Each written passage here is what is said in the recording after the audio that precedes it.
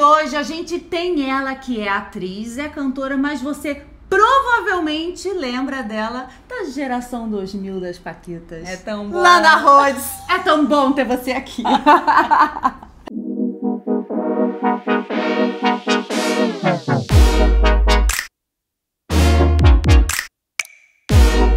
Paquita é um negócio marcante. Não tem como. Você ouve isso todos os dias, né? Paquita. Paquita. Mas você é Paquita, né? Eu fui, né, gente? Eu tinha 12 anos quando eu fui. Isso tem muito tempo. Novinha, meu Deus. Mas olha só, antes de qualquer coisa, eu quero responder uma fanfic.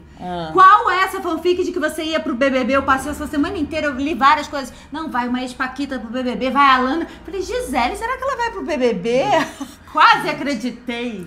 Eu também caí nela. Mas nunca rolou? Não, ninguém nunca nem falou com você. Nunca nem me ligou pra perguntar se eu tava viva ou se eu tava viva, porque eu tô sempre viva. Ai, graças a Deus. Mas nunca aconteceu nada, entendeu? A única coisa que aconteceu foi isso, saiu a matéria, aí eu comecei a receber direct, assim...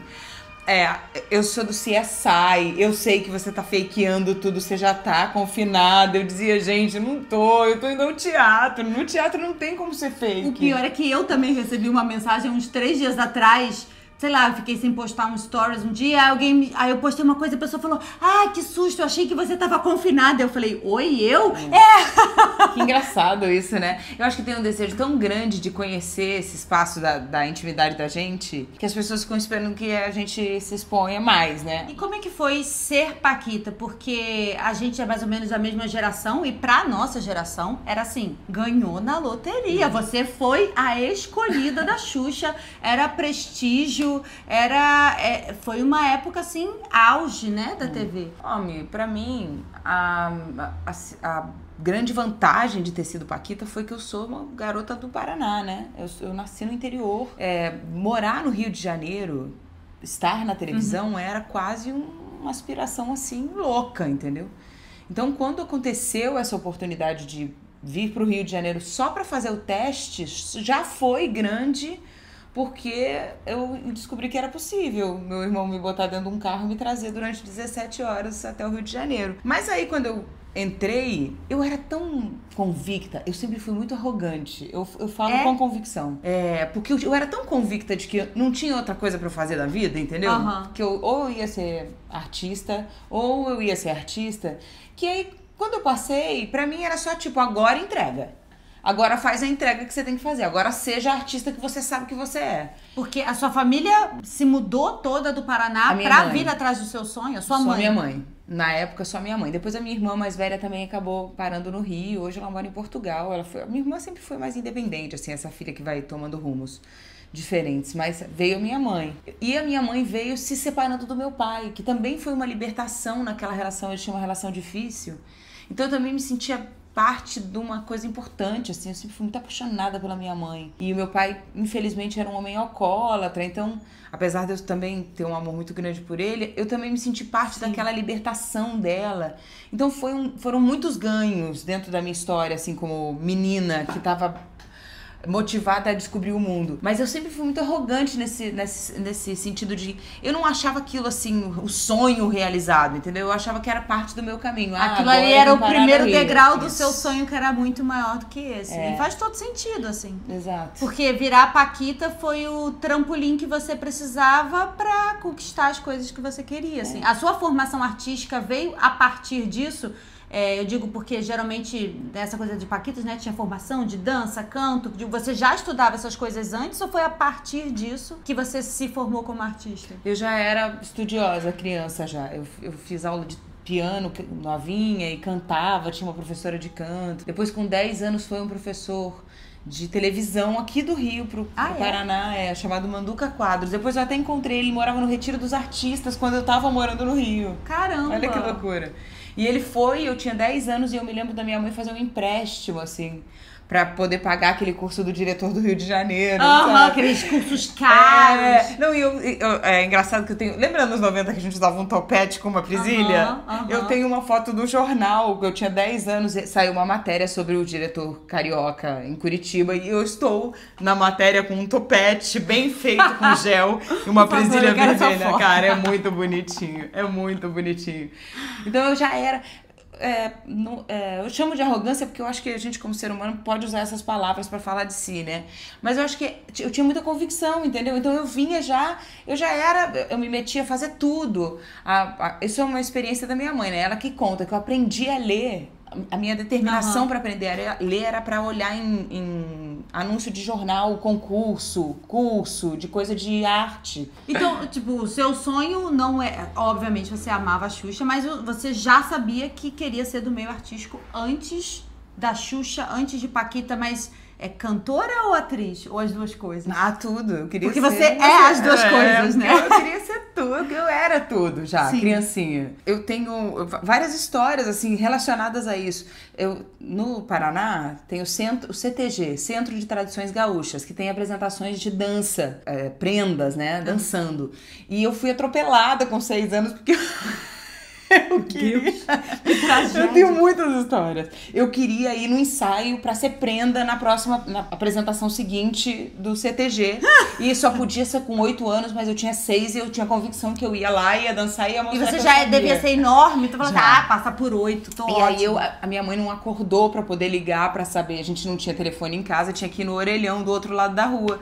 E aí eu acordei antes dela e fui atravessar a rua pra ligar e fui atropelada. Eu tenho várias histórias disso, assim. Eu sempre tive esse ímpeto de... Não, é isso que eu vou fazer. Libra. Mas meu ascendente é Áries e minha lua é Leão. Áries! Libra, eu pensei, Libra será? Mas Áries e Leão tá aí. A resposta, Áries é obstinado. Leonino também. Leonino não deita. Não deita. Então, assim, é isso. E, claro, quando eu cheguei no Rio... Eu tive oportunidades assim. Ontem eu tava no teatro, fui assistir a Irene Ravache, aí tava a Mona Delassi, que é a mãe da Cristiane Torlone, mas também é uma mestra de teatro e foi minha primeira professora de teatro na CAU, aqui no Rio. Então, eu cheguei aqui, aí meus professores passaram a ser a Mona Delassi, a Chizuki Yamazaki, que na época era uma diretora de cinema super famosa, o Carlinhos de Jesus me dava aula de dança de salão. Então, é óbvio que as coisas se ampliaram, né? Sim. Eu gravava com a maior apresentadora do Brasil, quiçá, do mundo. Exato. Na época. Então, as coisas se ampliaram, mas, assim, minha artista era de antes. E esse ano não, né? Agora no ano passado, mas muito recentemente lançaram, né, o documentário das Paquitas.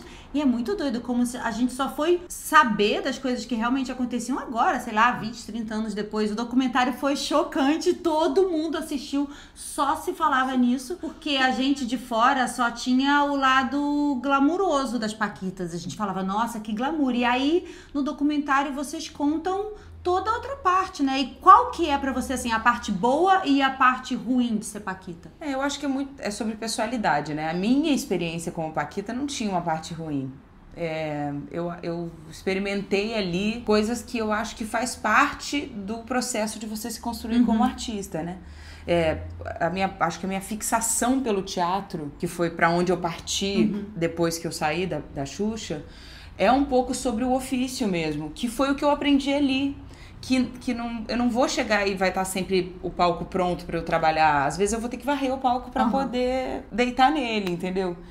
Então, assim, na Xuxa, pra mim era parte do ofício, entendeu? Eu chegava muito cedo, aí a gente subia, eu conversava com a plateia, pegava as agendas, que a contra-regragem já tinha recolhido, levava as agendas pro camarim dela, ela vocês que assinavam mesmo? Ela que assinava, não. Ela que assinava. Eu tinha uma fanfic naquela época que era assim, não, eu lembro, eu fui no programa da Xuxa acho que 2 ou 3 vezes, eu tinha, não sei onde tá, mas eu tinha um diáriozinho assinado, e aí falavam, não, ensinam as Paquitas e as Paquitas que escrevem. Não, ela tadinha, ela já autografava sem nem olhar. A dinâmica era assim. Imagina que ela ficava sentada assim e a gente botava e tirava a agenda do colo dela. Ela só ficava fazendo assim. Enquanto ela já tava resolvendo outras coisas. Então ela ficava fazendo isso assim. E conversando. E a gente bota e tira, entendeu? Então a gente é que fazia esse... Não, a sua geração foi a última geração, né, das Paquitas. E principalmente as primeiras ali no começo falaram muito sobre assédio moral, sobre como a Marlene cobrava as meninas em relação a corpo, em relação a... Enfim, na sua, você acha que isso já estava um pouco menor? Ou talvez você, por ser uma mulher mais dentro dos padrões, não sofria tanto isso? Não, eu sofri muito também. Mas eu tenho muitas convicções sobre a natureza das coisas, entendeu? Eu acho assim, na adolescência, a gente sofre assédio moral em vários aspectos, né? A própria bullying na escola, às vezes, fez tantas crianças sofrerem. É óbvio, eu não tô passando pano pra Marlene, e falo isso com muita tranquilidade, assim. Eu não tô passando pano pra Marlene, eu acho que existiam muitas outras opções de se comunicar, e ela era realmente uma pessoa que se comunicava de um jeito muito agressivo e abusivo. Sim. Mas eu acho que, no meu caso, essas coisas não me traumatizaram a ponto de me fazer sofrer mais do que qualquer adolescente que passa por situações desse tipo. Porque, assim, eu não posso abdicar do meu privilégio só por existir no corpo que eu existo, entendeu? Então, assim, óbvio que a minha dor foi grande de passar por abusos. A Marlene criticava muito o fato de eu ser muito branca, por exemplo. Eu era ao contrário. Como eu era muito magra, eu ouvi comentários sobre anorexia, que eu tinha anorexia. Aí eu desenvolvi uma bulimia, porque daí eu comecei a comer demais pra não parecer muito magra. Só que eu não me sentia bem com aquela sensação de comer a mais do que eu gostava. Do que você gostaria. Então eu acabei desenvolvendo um transtorno. Mas eu acho E é uma coisa que não foi nem percebido. Naquela época não falava-se muito sobre isso. A gente não falava nada, né? Imagina, minha mãe soube que eu tava com um distúrbio alimentar porque eu tive uma convulsão em casa. Eu tava sozinha com a minha irmã mais velha e minha irmã fala, você foi fazer um pastel, eu acho, você foi fazer a massa do pastel, assim, pra poder a gente fazer um lanche. E eu cheguei na cozinha e estava tendo uma convulsão, porque eu já estava sofrendo distúrbio.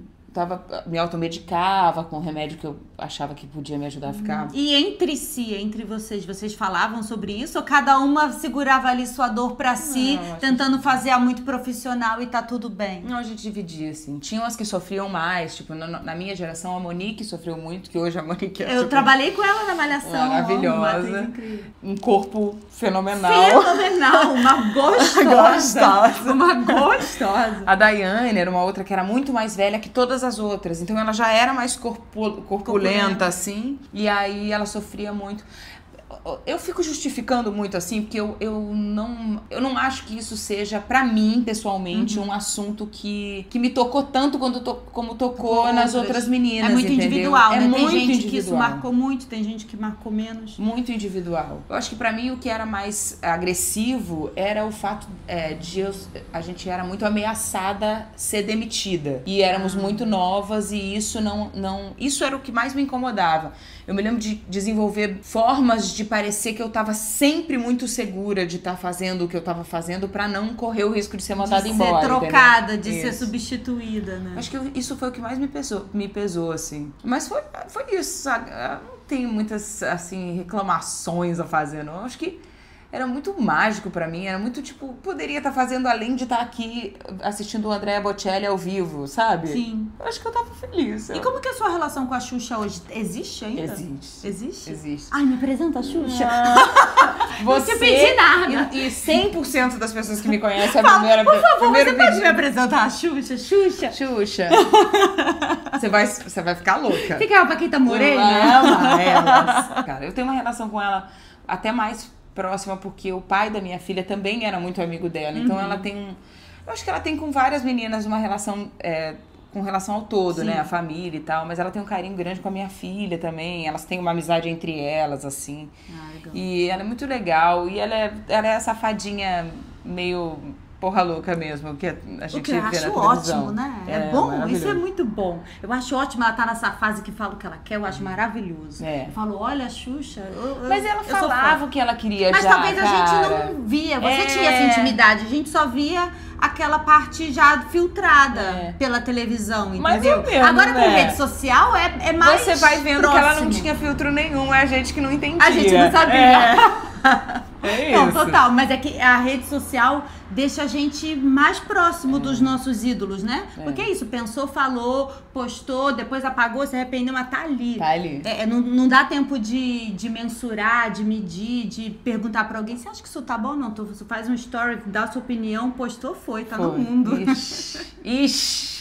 E, obviamente, depois que acabou essa sua temporada de Paquita, aquilo ali foi só o começo mesmo da sua carreira artística. Você fez novela, você fez série, você fez muitos musicais, você fez Ídolos também, não fez? Fiz Ídolos também. Olha, uma carreira extensa. Como é que foi? Cara, eu fui vivendo essa experiência de querer continuar fazendo o que pra mim era a minha paixão. Quando eu fui Paquita, eu vou contar até porque... eu já contei isso pra ela, vou contar pra vocês. Quando eu fui Paquita, eu participei de um concurso de modelos da Ford Models. Na época era muito comum, famoso, né? Supermodel of the World. E aí, eu comecei a trabalhar como modelo ainda Paquita. E a Misha e a Gisele eram as gêmeas mais estilosas do país. Nos anos 2000. Como? Nos anos 2000. Elas chegavam nos testes... Eu era atriz fingindo que era modelo. Gente, eu chegava nos testes, eu era um bicho do mato, assim, eu era muito... Eu sempre fui péssima modelo. Isso é uma coisa que... Mas assim, eu também! Nossa, mas eu era muito Mas é que a nossa ruim. sorte é que a gente é boa atriz, daí a gente finge bem, entendeu? A minha booker falava assim, você é péssima modelo, como é que você consegue ser tão ruim? Eu falo, não sei, eu não consigo não dar opinião, não consigo só ser um cabide. Só ser um cabide, eu também não consigo não. Mas elas chegavam para os trabalhos, para os testes, e eu ficava, meu Deus, essas gêmeas são muito estilosas. O que você não sabe é que a gente vinha de São Gonçalo, de chinelo, com um salto alto dentro da bolsa, que eu não ia entrar no ônibus de salto alto. Aí descia, a gente vinha assim, bagaceira, descia do ônibus, botava um salto, passava um negócio na cara e ia fingindo que tava ótimo. A gente sempre fala que o nosso primeiro grande papel na vida foi fingir que era modelo. Porque, de fato, a gente nunca foi modelo de verdade. Eu nunca fiz um curso de modelo. Eu nem sabia o que tinha que fazer. Um dia falaram que isso ia dar mais dinheiro, o teatro demora mais a retornar. Começaram a me chamar, eu comecei a ir. Eu lembro como se fosse hoje que a gente desfilou no São Paulo Fashion Week. E aí fomos eu e Gisele lá pro cast. Ela falou, vocês desfilam? A gente, claro, sempre. Nunca tinha. Aí a Gisele, uma olhando pra cara do outro, eu falei, cara, olha da frente e faz igual. Olha da frente e faz igual. E foi assim que a gente Mas elas enganavam fingiu. direitinho. A gente fingiu muito, a gente não era. E depois da Xuxa, eu cantava num restaurante de garçonete cantora. Fiz o Ídolos, aí entrei pra Record, fiz vários trabalhos na Record. Enquanto tava trabalhando na Record, entrei pro mercado de teatro. Na verdade, eu quis fazer teatro. Eu tava fazendo audiovisual por osmose, nessa coisa da vida foi me levando. E aí eu contratei um diretor de teatro.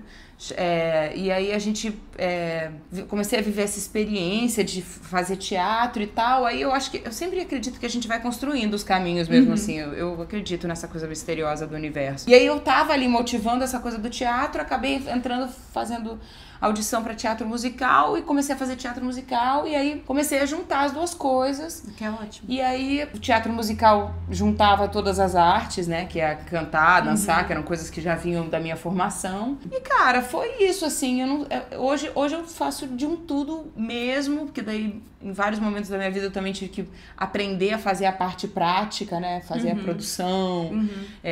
Trabalhei na produtora de vídeo de um namorado muito tempo, como profissional mesmo, não como só uma namorada. Então eu acabei descobrindo que não tem mesmo pra onde ir. Lana, sério, eu amei. Obrigada muito, amei ter você aqui. Tem mais alguma coisa que você queira contar? Algum projeto, alguma coisa? Mas eu espero que a gente possa te ver nos palcos e nas telas muito em breve, porque você é muito talentosa. Nossa, e você já vai estar, né?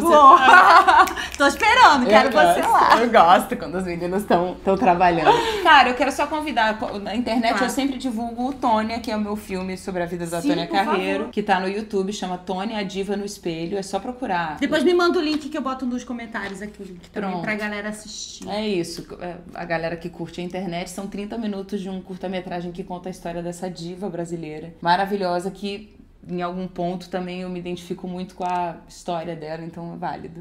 Obrigada. Obrigada a você, obrigada mesmo. E vamos se divertir nessa olha vida. Olha só, semana que vem tem temporada de verão gym, então prepara o biquíni que vai começar. Eu vou assistir de biquíni.